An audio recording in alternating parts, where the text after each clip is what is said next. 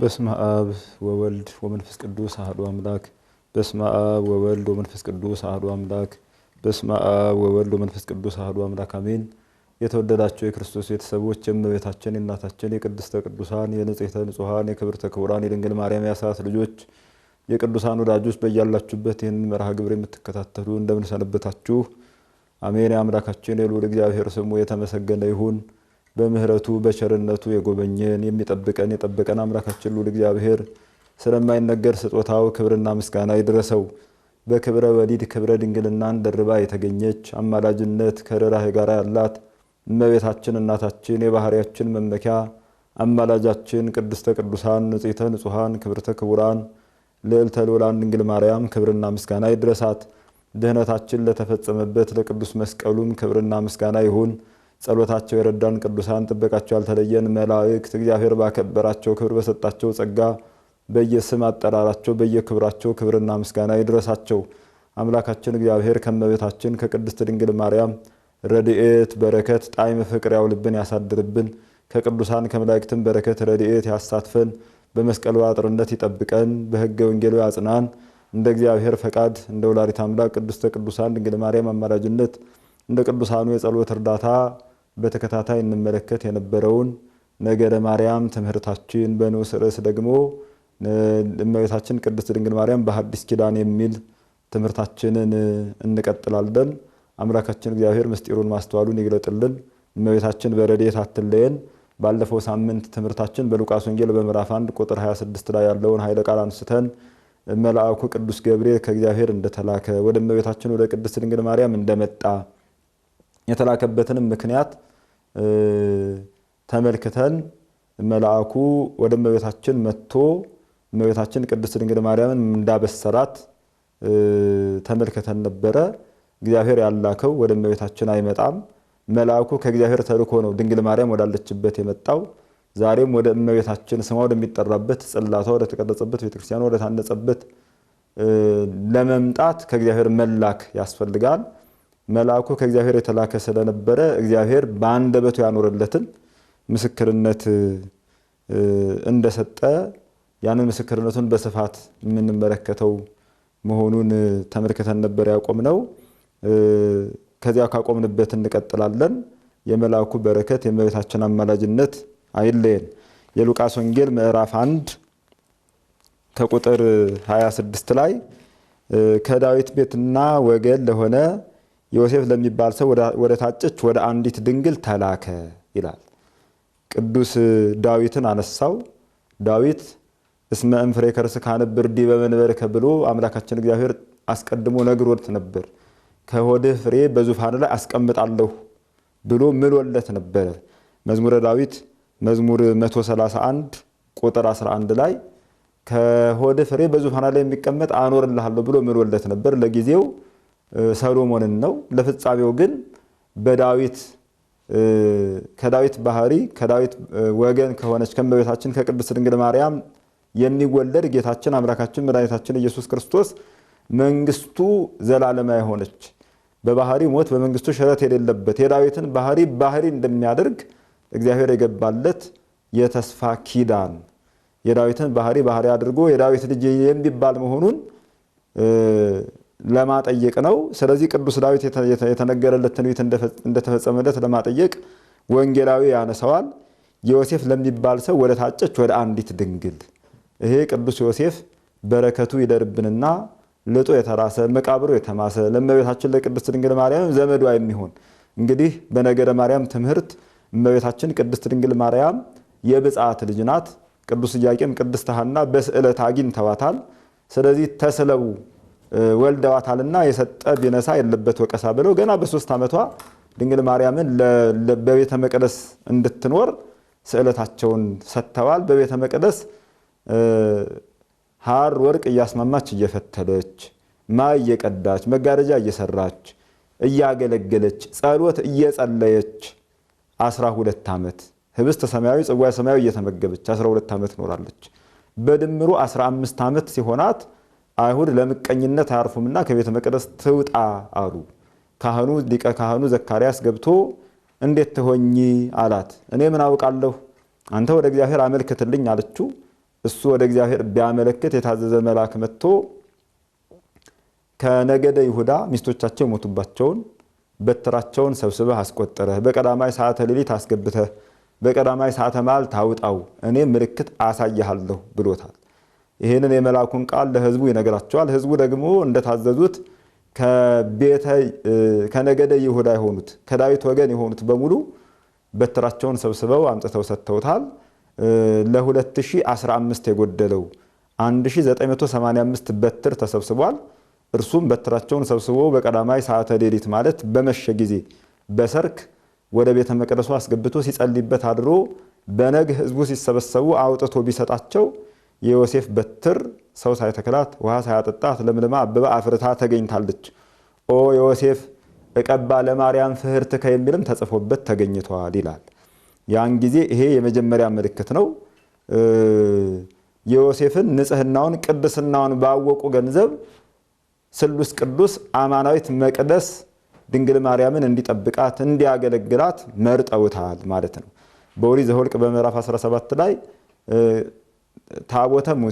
ታቦተ ሙሴን ደብተራ ኦሪትን እንዲያገለግል እንዲጠብቅ አሮን ለክህነት እንደተመረጠ በትሩ ሰው ሳይተክላት ውሃ ሳያጠጣት ለምልማ አበባ አፍርታ እንደተገኘች የዮሴፍን በትር እንዲሁ አበባ አፍርታ ተገኝታለች። ይሄ መጀመሪያ ምልክት ነው።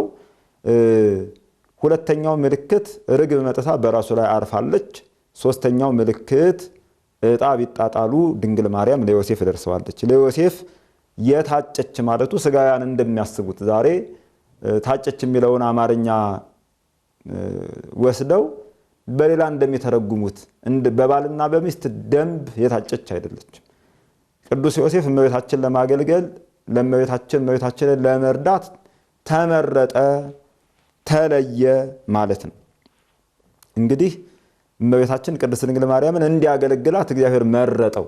እገሌ እጩ ዶክተር ነው ሲባል ዶክተር አግብቷል ማለት አይደለም። እገሌ እጩ መምህር ነው ሲባል መምህር የሚባለውን አግብቷል ወይንም መምህር የሚባለውን አግብታለች ማለት አይደለም። ለዚያ ስራ ያንን አገልግሎት ለመስጠት የተመረጠ ነው ማለት ነው። ስለዚህ ቅዱስ ዮሴፍ ይህንን አገልግሎት ለመስጠት ታጭቷል፣ እግዚአብሔር መርጦታል ማለት ነው። ወንጌላዊ ሲመሰክር ወደ አንዲት ድንግል ወደ ታጨች ወደ አንዲት ድንግል ተላከ ማለቱ ቅሉ እመቤታችን ቅድስት ድንግል ማርያም ልብሱ እሳት፣ ክዳኑ እሳት፣ መጎናጸፊያው እሳት፣ እሱ ራሱ እሳተ መለኮት የባህሪ አምላክ ክርስቶስን 9 ወር ከ5 ቀን በማህፀኗ ስለቻለችው አንዳንዶቹ ሰው መሆኗን ተጠራጠሩ።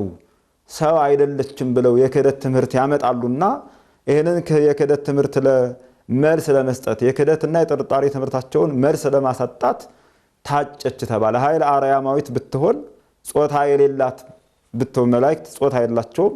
ከመላእክት ወገን ብትሆን ኑሮ መተጫጨት ለመላእክት አይነገርምና እመቤታችን ቅድስት ድንግል ማርያም ከሰው ወገን መሆኗን በጾታም ሴት መሆኗን ለነኚህ ያከበሯት መስሏቸው ክህደት ላመጡት ለትምህርታቸው መልስ ለመስጠት ወንጌላዊ በጥንቃቄ ይጽፋል። ወደ ታጨች ወደ አንዲት ድንግል ተላከ። ብዙ ደናግል አሉ፣ ግን ከነኛ ደናግል የተለየች ናት። እንመጣበታለን።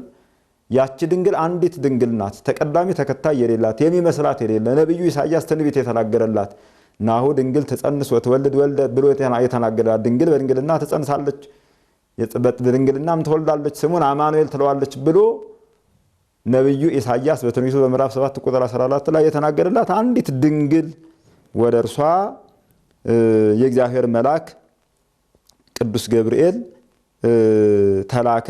ድንግል አላት። ቅድመ ጸኒስ ድንግል፣ ጊዜ ጸኒስ ድንግል፣ ድህረ ጸኒስ ድንግል፣ ቅድመ ወሊድ ድንግል፣ ጊዜ ወሊድ ድንግል፣ ድህረ ወሊድ ድንግል፣ ቅድመ ጸኒስ፣ ጊዜ ጸኒስ፣ ድህረ ጸኒስ ድንግልና ያላት፣ ቅድመ ወሊድ፣ ጊዜ ወሊድ፣ ድህረ ወሊድ በድንግልና ጸንታ የምትኖር እመቤታችን ቅድስት ድንግል ማርያምን ሊያበስራት የእግዚአብሔር መልአክ ከእግዚአብሔር ዘንድ ወደ እመቤታችን ተላከ። እመቤታችን ቅድስት ድንግል ማርያም በቤተ ዮሴፍ እንግዲህ ዮሴፍ ከቤተ መቅደስ ተረክቦ ወደ ቤቱ በወሰዳት ጊዜ ዮሴፍን ትረዳው ነበር። የታጨችበት ምክንያት አንደኛ አስቀድመን እንደገለጥን ዮሴፍ እንዲያገለግላት ነው። ዘመድ ስለሆነ በመከራዋ ጊዜ እንዲረዳት ነው።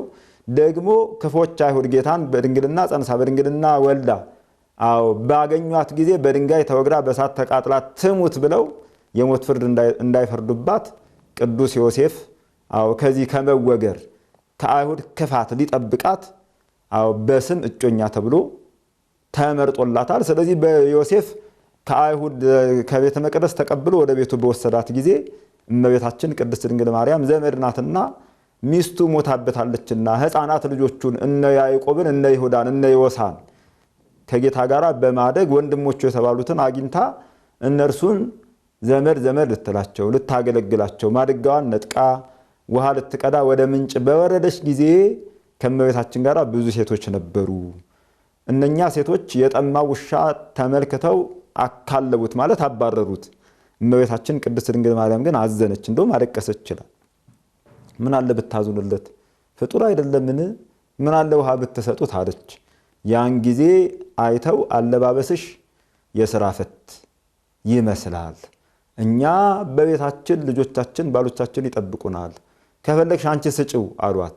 ድንግል እመቤታችን ከጀርባዋ እንስራዋን አውርዳ ደግሞ በወርቅ ጫማዋ ለተጠማ ውሻ ውሃ ሰጠችው። ውሻውም ጥልፍ እያደረገ ሲጠጣ ሴቶቹ እንዲህ ያለ ደግነት በዚህ ዘመን ታይቶ አይታወቅም። ክርስቶስ የሚባለው ይወለዳል ይላሉ ነቢያት፣ ከአንቺ ሳይሆን አይቀርም አሉ። መንፈስ ቅዱስ ፊታቸውን ጸፍቶ አፋቸውን ከፍቶ ክርስቶስ ከእመቤታችን ከድንግል ማርያም እንዲወለድ አናገራቸው። ከሴቲቱ መካከል አንዷ ሴት ግን እንዲህ አለች፣ ሀብሉ ተቋርጧል። እንግዲህ ጉድጓድ ነው የሚቀዱበት፣ የጉድጓድ ውሃ ስለነበረ በሀብል ስበው ነው ከጉድጓዱ ውሃውን የሚያወጡትና ጉድጓዱ ተገጥሟል። ለ50 ለ60 የሚገጠም ጉድጓድ ነበር። በድንጋይ ይገጥሙታል።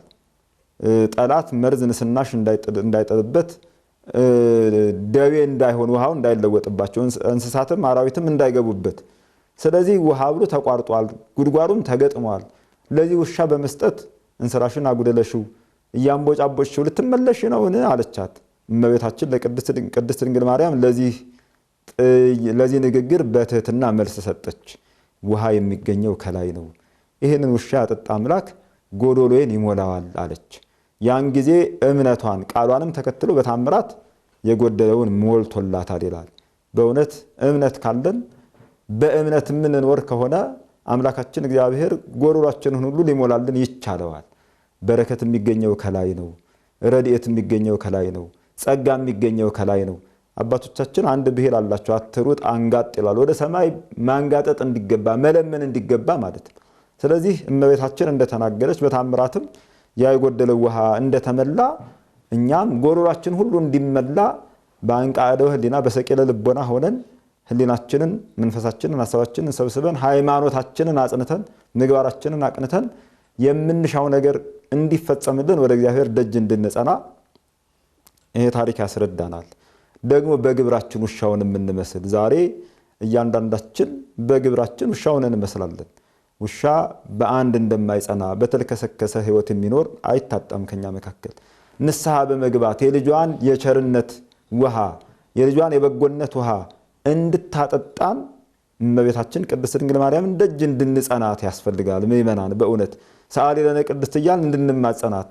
አዎ የልጅሽን የቸርነት ስራ እኔ በምግባሬ ውሻውን እመስላለሁና የልጅሽን የቸርነት የበጎነት ውሃ በወርቅ ጫማሽ አጠጭኝ ብለን እመቤታችን ደጅ እንድንጸናት ያስፈልጋል። አያችሁ ምእመናን፣ እመቤታችን ቅድስት ድንግል ማርያም ርኅራኄ ልብ ናት። እንኳን ለደቂቀ አዳም ለውሻ የራራች ናት። ስለዚህ ለውሻው እንዲከራራች ንስሐ ገብተን ስጋውን ደሙን ለምንቀበል ለኛማ እንደምን አትራራልን?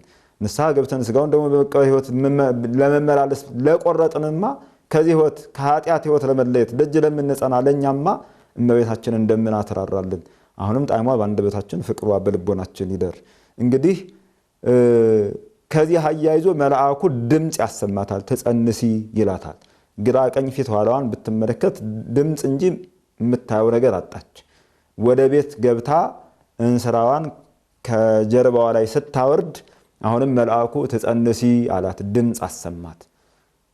ይሄ ነገር ደጋገመኝ፣ እናቴን ሔዋንን ያሳተ ይሆን እኔንም ደግሞ እንዳያስተኝ ብላ ከደናግለ እስራኤል የተካፈለችውን ሐሩንና ወርቁን ይዛ ወደ ቤተ መቅደስ አቀናች። የእግዚአብሔር ከሆነ ከቤተ መቅደስም እሰማዋለሁ፣ የሰይጣን ከሆነ ግን ይርቃል አለች ይላል። ይገርማል። የእግዚአብሔር የሆነው ነገር የሚሰማው ቤተ መቅደስ ነው። ስለዚህ የእግዚአብሔርን ነገር ለመስማት ወደ ቤተ መቅደስ መገስገስ እንዳለብን ይሄ የእመቤታችን ነገር ያስረዳናል። በጎ ነገር ሁሉ የሚሰማው ቤተ መቅደስ ነው። እግዚአብሔርን ማምለክ፣ ለእግዚአብሔር መገዛት፣ ሕጉን ትእዛዙን ጠብቆ ኋላ ገነት መንግስተ ሰማያትን መውረስ የሚነገረው አንድነት፣ ፍቅር፣ ስምምነት፣ የዋሃት እነዚህ የመንፈስ ፍሬዎች ተብለው የተገለጹት ነገሮች በሁሉ የሚነገረው በቤተ መቅደስ ነው።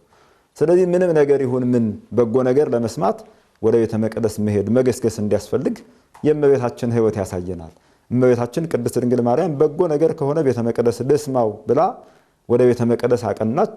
በዚያ በቤተ መቅደስ በወርቅ ወንበር ላይ ተቀምጣ ሐር ወርቁን እያስማማች ስትፈትል ወንዘ ትፈትል ወርቀ ወሜላታ አስተርአያ ገብርኤል ግብተ ቅዱስ ገብርኤል ድንገት ማለት ፈጽሞ ያረጀ አይደለ ወጣትም አይደለ በመካከለኛ ዕድሜ ሆኖ ለእመቤታችን ለቅድስት ድንግል ማርያም ልብሱን እየታጠቀ እየፈታ እየወደቀ እየተነሳ እየሰገደላት ለእመ መለኮት ለአምላክ እናት ለድንግል ማርያም የሚገባውን ክብር ሰጥቶ ተገለጠላት ይላል። አስቀድሞ ሲላክ ተነግሮታል። እግዚአብሔር አብ ወደ እመቤታችን ወደ ድንግል ማርያም ሲልከው የምትሄድባት እመቤትህ ናት፣ እንዳታሳዝናት ዘካርያስን ረግመህ አንደበቱን እንዳሰርከው እርሷን እንዳታሳዝናት ደስ አሰኛት ብሎት ነበርና ደስታ የያዘ ሰው በፊቱ ይታወቃል። ቅዱስ ገብርኤል የደስታ የምስራች ተናጋሪ ምስራች የመናገር ክፍሉ የሆነ መልአክ ነውና ደስ እያለው እየወደቀ እየተነሳ እየሰገደላት እያመሰገናት ለእመቤታችን ለቅድስት ድንግል ማርያም የምስራች ነገራት።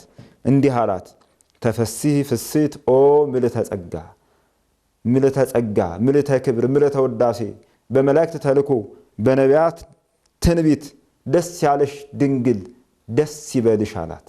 ይሄ ደስታ ምእመናን ቀላል እንዳይመስልን 5500 ዘመን ከዚያ በፊት ለማንም አልተነገረም። ይሄ መልአክ ከዚያ በፊት ለዘካርያስ ተልኮ ነበር። ከዚያ በፊት የማኑሄም ሚስት ሶምሶንን ለመውለድ መልአክ የምስራች አምጥቶላት ነበር። እንዲህ ያለውን የምስራች ለማንም ተነግሮ አያውቅ፣ ለማንም አልተነገረም።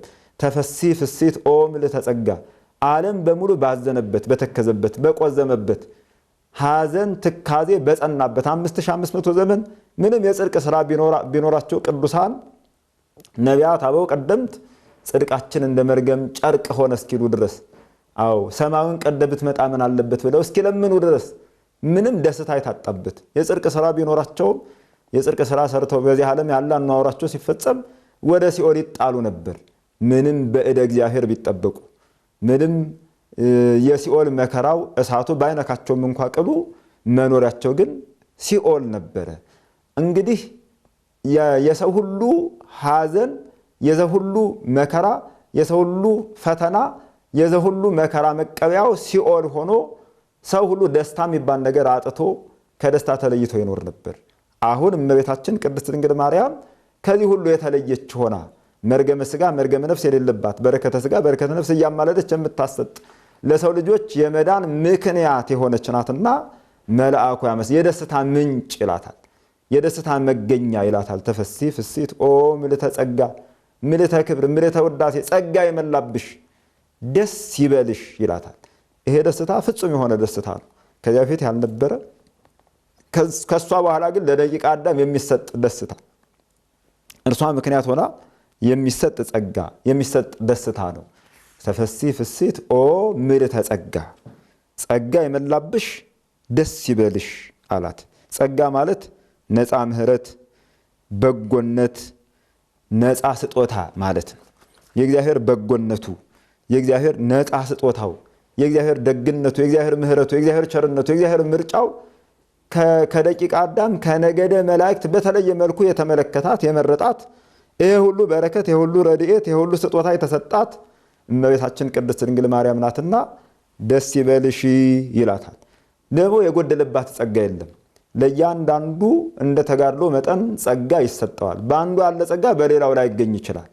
እንደ ተጋድሏቸው መጠን እንደ ሃይማኖታቸው ጽናት እንደ አእምሯቸው ስፋት ነው ጸጋ የሚሰጠው። ስለዚህ ቅዱስ ጳውሎስ በሮሜ መልእክቱ ሲናገር በሮሜ መልእክቱ በምዕራፍ 12 ቁጥር 6 ላይ እንደተሰጠንም ጸጋ ልዩ ልዩ ስጦታ አለን ይላል። ኤፌሶን ምዕራፍ 4 ቁጥር 7ም ጸጋ የተለያየ እንደሆነ ይመሰክራል። ለአንዱ የተሰጠው ጸጋ ሌላ ሊሆን ይችላል። እመቤታችን ቅድስት ድንግል ማርያም ግን የጎደለባት ጸጋ የለም። መልአኩ ከእግዚአብሔር አግኝቶ እግዚአብሔር በአንደበቱ ያኖረለትን እንደመሰከረ ምልዕተ ጸጋ ናት። የጎደለባት ጸጋ የለም። ምውት ማስነሳት፣ ለምጻም ማንጻት፣ ጎባጣ ማቅናት፣ አዎ ተአምራት ማድረግ ለእመቤታችን የተሰጠ ሀብት ነው። ለሌሎቹ ቅዱሳን እንደተሰጠ ከምንም ከማንም በላይ ደግሞ ለእመቤታችን ለቅድስት ድንግል ማርያም የተሰጣት ጸጋ የአምላክ እናት መሆን ነው። ይሄ ጸጋ ለማንም አልተሰጠም።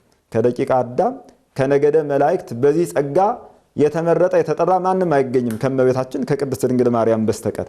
ስለዚህ እመቤታችን ቅድስት ድንግል ማርያምን መልአኩ ምልዕተ ጸጋ ምልዕተ ክብር ተፈሥሒ ፍሥሕት ብቻ ብሎ አልቀም። ምልዕተ ጸጋ ነሽ ይላል። የጎደለባት ጸጋ የለም። ለዚህ ነው እኛ ኦርቶዶክሳውያን እመቤታችን ቅድስት ድንግል ማርያም ምልዕተ ጸጋ ስለሆነች የጎደለባት ጸጋ ስለሌለ ሁልጊዜ ደጅ የምንጸናት የምንለምናት የምንማጸናት ከሞላ ከተትረፈረፈ ጸጋዋ እንድትሰጠን እንዴ በመጽሐፈ ነገሥት ሁለተኛ ምዕራፍ 2 ላይ ቅዱስ ኤልያስ በሚያርግበት ጊዜ ኤልሳን እንደሚያርግ ከነገረው በኋላ እኔ ካንተ ከመወሰዴ በፊት አንተ ከኔ የምትፈልገውን ነገር ለምነኝ አለው ይላል። ኤልሳም ኤልያስን እንዲህ ሲል ለምን ያንተ መንፈስ በእኔ እጥፍ ድርብ ሆና ትደርብኝ አለው። እንግዲህ ከባድ ልመና ለመንከኝ። እግዚአብሔር ምን አይነት ሀብት በረከት ረድኤት እንዳሳደረበት ነብዩ ኤልያስ የእግዚአብሔርን ስጦታ ሰፍሮ ለክቶ ስለማያውቀው ሰጪውም እግዚአብሔር ስለሆነ ነሹም እግዚአብሔር ስለሆነ ነገር ግን ካንተ ስወሰድ ብታይኝ ማለት ወደ እኔ ብታንጋጥጥ ይደረግልሃል አለ። ቅዱስ ኤልያስ በእሳት ሰረገላ ቅዱሳን መላእክት ሲያሳርጉት ኤልሳ ወደ ኤልያስ ባንጋጠጠ ጊዜ ሐሜለቱ ያችን ሕይወቱን የለወጠበት መጎናጸፊያውን በጣለበት ሰዓት አንስቶ ቢደርበው በእርሱ ላይ የኤልያስ መንፈስ እጥፍ ድርብ ሆኖ አደረበት ይላል። አያችሁ ባለጸጋው ኤልያስ ቅዱስ ኤልሳ በለመነው ጊዜ የኤልያስ መንፈስ እጥፍ ድርብ ሆኖ አደረበት። ኤልያስ አንድ ጊዜ ተሻገረውን ዮርዳኖስን ኤልሳ ሁለት ጊዜ ተሻገረው። ኤልያስ አንድ ምውት አስነስቶ ነበር፣ ኤልሳ ሁለት ምውት አስነሳ። በእጥፍ ድርብ ስራ መስራት ጀመር። ለምን? የኤልያስ ጸጋ ስላደረበት። ኤልሳ ወደ ኤልያስ ባንጋጠጠ ጊዜ የኤልያስ በረከት ረድኤት አደረበት። እኛም ምልዕተ ጸጋ ምልዕተ ክብር ወደ ሆነች የኤልያስን አምላክ የኤልሳን አምላክ የነቢያት የሐዋርያት የጻድቃን የሰማዕታት የደናግል የመነኮሳት የቅዱሳንን አምላክ ወደ ወለደች ወደ እመቤታችን ወደ ድንግል ማርያም ስናንጋጥጥ ያን ጊዜ ጸጋ እግዚአብሔር ይሰጠናል። ያን ጊዜ ጸጋ እግዚአብሔር ይበዛልናል። ያን ጊዜ ጸጋ እግዚአብሔር ለኛ በስቶ ይደረግልናል። ለዚህ ነው ወደ እመቤታችን የምናንጋጥጠው። ለዚህ ነው ወደ እመቤታችን ወደ ቅድስት ድንግል ማርያም ደጅ የምንጸናው። አዎ እመቤታችን ቅድስት ድንግል ማርያምን የምንማጸነው ከዚህ የተነሳ ነው። እርሷን ተማጽነን በእመቤታችን በቅድስት ድንግል ማርያም ጸጋ በረከት ተጎብኝተን የልቦናችን መሻት እንዲፈጸም የቅዱሳን አምላክ አምላካችን እግዚአብሔር ሁላችንንም ይርዳን። ተፈሥሒ ፍሥሕት ኦ ምልዕተ ጸጋ ካለ በኋላ እግዚአብሔር ምስሌኪ እግዚአብሔር ካንቺ ጋራ ነው አላት። እግዚአብሔር ይፈቅድ ብንኖር ሳምንት እግዚአብሔር ካንቺ ጋራ ነው ያላትን ኃይለ ቃልን ተረጉማለን። እግዚአብሔር የሳምንት ሰው ይበለን። ይቆየን።